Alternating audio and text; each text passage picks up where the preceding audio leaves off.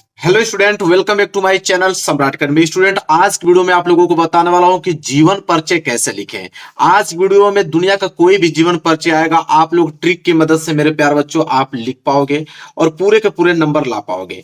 बहुत सारे बच्चे देखते होंगे आप लोग कि YouTube चैनल पे कि बहुत सारे वीडियो ऐसी बनी हुई है कि जिसमें ये बताया गया है कि 4 पेज 5 पेज लिखेंगे तो बहुत अच्छा नंबर मिलेगा। ऐसा कुछ नहीं होता है मेरे प्यारे बच्चों। एक पेज में लिखकर पूरा का पूरा नंबर आप ले सकते हो, और वो भी 5 नंबर के जीवन परिचय आते हैं मेरे प्यारे बच्चों। तो दुनिया का कोई भी जीवन परिचय लिख सकते हो, लेकिन इस वीडियो में आप लोगों को मैं आचार्य रामचंद्र शुक्ल का जीवन परिचय लिख के दिखाने वाला हूँ मेरे प्यारे बच्चों। ठीक है, जैसा देख पा रहे हो ये 2024 का पेपर है, जो कि मैं इसका सोल्यूशन पूरा करा चुका हूं, लेकिन इसमें टॉपिक फंसी हुई है जीवन परिचय का, जो कि आज वीडियो में आप लोगों को क्लियर करने वाला हूं कि जीवन परिचय आप कैसे लिखोगे। देखो, इस पेपर में ना प्रश्न नंबर 26वां, प्रश्न नंबर 26 का क जो है मेरे प्यारों वो जीवन परिचय है। तो प्रश्न नंबर 26 का क में दिया गया है कि दिए गए लेखकों में से किसी एक का जीवन परिचय लिखते हुए उनके प्रमुख रचना का उल्लेख कीजिए और 5 नंबर आपको मिलेगा। 3+2 5 नंबर, 3 नंबर जीवन परिचय पे, 2 नंबर उनकी रचना पे। तो मैं सब कुछ बताऊंगा कैसे लिखना है, ठीक है। और एग्जामिनर क्या देखकर आपको नंबर देता है। 3 दिया है डॉक्टर राजेंद्र प्रसाद, जयशंकर प्रसाद और आचार्य रामचंद्र शुक्ल। इस वीडियो में मैं आप लोगों को बताने वाला हूं आचार्य रामचंद्र शुक्ल। सबसे पहले देखो, ये बोर्ड एग्जाम की कॉपी है। सबसे पहले आपको करना क्या है, मैं आपको बता रहा हूं एग्जामिनर क्या देख के नंबर देता है। पहली बात कि आप हेडिंग अच्छे से डालो, कौन सा प्रश्न कर रहे हो ये प्रश्न उत्तर अब अच्छे से डालना। जैसे प्रश्न उत्तर संख्या 26 का क, इसके बाद नीचे मैंने अंडरलाइन किया हुआ है। इसके बाद उसमें मैं भी तीसरा में कर रहा हूं, और तीसरा यहाँ पे लिख के और किनका कर रहा हूं, आचार्य रामचंद्र शुक्ल कर रहा हूं, उनका ब्लैक पेन से हेडिंग डालिए। मेरे प्यारे बच्चों, कोष्टक में आपको ये चीज लिखना है, यही ट्रिक है मेरे प्यारे। सच अगर मैं बताऊं तो दुनिया का कोई भी एग्जामिनर अगर आपका जीवन परिचय चेक कराए, तो अगर आप ये लिख के और पूरा पेज लिखे हुए हैं, मैं लिख के अभी दिखाऊंगा, पूरा पेज लिखे हुए हैं, तो पूरे पेज कभी भी नहीं एग्जामिनर देखता है। आप इसी को देखकर वो नंबर दे देता है कि जन्म 1884 में हुआ था। जन्म स्थान की अगर हम बात करें तो अगोना बस्ती उत्तर प्रदेश में। शिक्षा की अगर हम बात करें तो उन्होंने इंटर तक शिक्षा ग्रहण किया था। पिता का नाम उनका चंद्रवली था, और मृत्यु जो हुआ था उनका 2 फरवरी 1941 ईस्वी को हुआ था। और मेरे प्यारों जो अगर हम बात करें रचनाएं की, तो चिंतामणि, रस मीमांसा, त्रिवेणी इनकी महत्वपूर्ण रचनाएं हैं। बस इन्हीं को एग्जामिनर देखता है और नंबर दे देता है। वो पूरी की पूरी आपके पढ़ने नहीं जाएगा, लेकिन मैं आपको इस वीडियो में पूरा लिख के बताऊंगा कि कैसे लिखा जाता है। ठीक है, कैसे आप एग्जाम में लिखोगे। सबसे पहले मेरे प्यारों 2 पेन आपके पास होनी चाहिए, एक ब्लू पेन एक ब्लैक पेन होनी चाहिए। ठीक है, अब यहां से मैं इसको खोलता हूं, देखिए कैसे लिखा जाता है। तो आप कीजिएगा, किसी का जीवन परिचय आप लिख रहे हो तो आप कोष्टक में बनाकर जन्म जरूर लिखिएगा। पहली पॉइंट जन्म, दूसरा जन्म स्थान, फिर उनकी शिक्षा, फिर पिता का नाम, फिर मृत्यु का नाम, फिर रचनाएं। फिर इन्हीं को बनाकर कैसे लिखा जाता है मैं अभी बताता हूं। देखो कैसे लिखा जाता है जीवन परिचय। फिर यहाँ पे ब्लैक पेन से आप हेडिंग डालेंगे, फिर जीवन परिचय आपकी मेन हेडिंग रहेगी। और फिर आपको लिखना है कि आचार्य रामचंद्र शुक्ल, तो आप यहाँ पे लिखेंगे आचार्य रामचंद्र शुक्ल। ठीक है, आपको घबराना नहीं है बिल्कुल, आप खूब आराम से आपको लिखना है आचार्य रामचंद्र शुक्ल।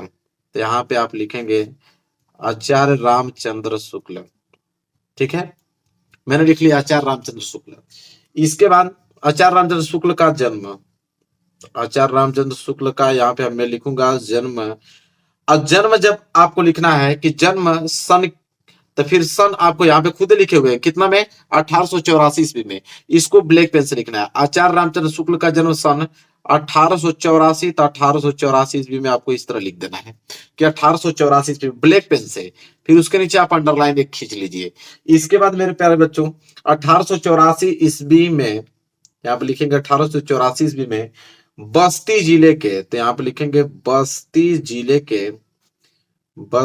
जिले के अगोना नामक ग्राम में हुआ था। बस्ती जिले के अगोना नामक ग्राम में हुआ था। तो यहाँ पे लिखेंगे आप अगोना नामक ग्राम में हुआ था।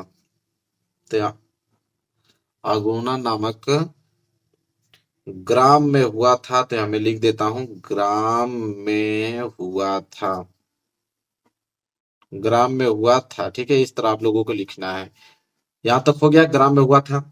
इसके बाद आप क्या लिखेंगे, इनके पिता का नाम, जो कि यहाँ पे मैंने लिखा हूं पिता का नाम चंद्रवली। तो लिखेंगे इनके पिता का नाम इनके पिता का नाम। अब सब कुछ बस आपको लिखा हुआ है, बस आपको थोड़ा थोड़ा लाइन ऐड करना है। इनके पिता का नाम, यहाँ पे लिखेंगे आप, इनके पिता का नाम क्या था? चंद्रबली। अब चंद्रबली को आप ब्लैक पेन से लिख दो यहाँ पे। इनके पिता का नाम क्या था? चंद्रबली था। तो चंद्रबली, इनके पिता का नाम चंद्रबली, इनके नीचे अंडरलाइन कर दो, चंद्रबली था। इनके पिता का नाम क्या था? चंद्रबली था। ठीक है। इसके बाद लिखेंगे आप कि शुक्ल जी, लिखेंगे शुक्ल जी को, यहाँ पे आप एक लाइन और ऐड करेंगे कि शुक्ल जी को बचपन से ही पढ़ाई लिखाई में, बचपन से ही, यहाँ पे लिखेंगे बचपन से ही पढ़ाई लिखाई में, पढ़ाई के बाद आप नीचे लिखोगे पढ़ाई लिखाई में, पढ़ाई लिखाई में क्या थी? लगन थी। पढ़ाई लिखाई में लगन थी। देखो कितना आराम से मैं लिखता जा रहा हूँ, बस अपने से बनाते जाइए और लिखते जाइए। मैं अपने से बना बना के लिख रहा हूँ। ठीक है। तो पढ़ाई लिखाई में लगन थी। ठीक है। उन्होंने घर पर, आप लिख लीजिएगा, उन्होंने घर पर, उन्होंने घर पर, उन्होंने घर पर क्या किया? उन्होंने घर पर हिंदी अंग्रेजी, तो हिंदी आप देखिए, हिंदी को ब्लैक पेन से आपको लिखना है, इसके बाद कामा लगाएंगे, इसके बाद अंग्रेजी, तो हिंदी अंग्रेजी, इसके बाद फिर कामा लगाएंगे, फिर एक आध सब्जेक्ट और लिख लीजिएगा, संस्कृत। ठीक है। उन्होंने हिंदी अंग्रेजी संस्कृत उर्दू फारसी, ये सब आप कामा लगा के लिख सकते हैं, उर्दू फारसी। ठीक है। आदि कई भाषाओं का अच्छा ज्ञान प्राप्त किया, यहाँ पे लिख लीजिएगा आदि, फिर नीचे आप लिखिएगा आदि कई भाषाओं का, यहाँ पे लिखेंगे आदि कई भाषाओं का। आप लोग राइटिंग बैठा के अच्छे से लिख लीजिएगा, मैं जल्दी जल्दी लिख रहा हूँ। आदि कई भाषाओं का अच्छा ज्ञान प्राप्त किया, अच्छा ज्ञान प्राप्त किया, मतलब घर पे ही उन्होंने स्वयं अध्ययन किया और अच्छा ज्ञान प्राप्त किया, हिंदी अंग्रेजी संस्कृत उर्दू फारसी में अच्छा ज्ञान प्राप्त किया, यहाँ पे लिख दीजिएगा। इसके बाद मेरे प्यारे बच्चे आप क्या लिखेंगे आगे कि साहित्य की सेवा करते हुए, अब ये लास्ट लाइन में लिख रहा हूं। ठीक है। आपको ज्यादा बढ़ा चढ़ा के लिखने की जरूरत नहीं है।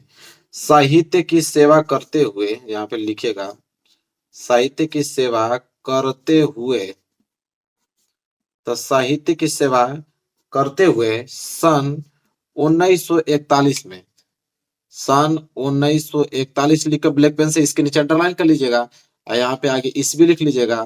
सन 1941 ईस्वी में हृदय गति, यहाँ पे लिख दीजिएगा हृदय गति रुक जाने के कारण, हृदय गति रुक जाने के कारण, रुक जाने के कारण, रुक जाने के कारण इनका सर्वनाश हो गया, या इनकी मृत्यु हो गई, इनकी मृत्यु हो गई, बस हो गया। और नीचे आप रचनाएं लिख दीजिएगा, हो गई। और रचना यहाँ पे आप कोष्टक में लिखे ही हैं, नीचे और लिख दीजिएगा ब्लैक पेन से, पहले रचनाएं हेडिंग आप डाल लीजिएगा। इसके बाद चिंतामणि, यहाँ पे खुद लिखे हैं चिंतामणि, तो चिंतामणि, इसके बाद कामा लगा लीजिएगा रस मीमांसा, तो रस मीमांसा, तो रस मीमांसा हमने लिख दिया। फिर कामा देखे त्रिवेणी, तो त्रिवेणी, बात खत्म। आप लोग अपनी राइटिंग बैठा के अच्छे से लिख दीजिएगा, मैं बहुत जल्दी जल्दी लिख रहा हूँ। तो यह है तरीका, बस इतना ही। तो ये सब पढ़ने आपको एग्जाम में नहीं जाएगा, कभी भी आपको ये सब पढ़ने एग्जाम में कभी नहीं जाएगा। वो सिर्फ आपको ये जो कोष्टक में आप लिखे हैं इन्हीं बिंदुओं पर ध्यान देगा और नंबर आपको दे देगा। तो दुनिया का कोई भी मेरे प्यारे बच्चों जीवन परिचय आ जाए, आपको इसी तरह ही लिखना है। लेकिन ये कोष्टक में जो आप लिख रहे हो उसको आपको एग्जैक्ट आपको याद होना चाहिए, क्योंकि एग्जामिनर उसी को देखेगा।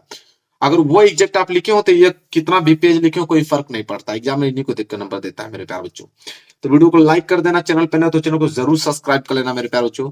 मिले एक प्यारे से नेक्स्ट वीडियो में, तब तक के लिए धन्यवाद।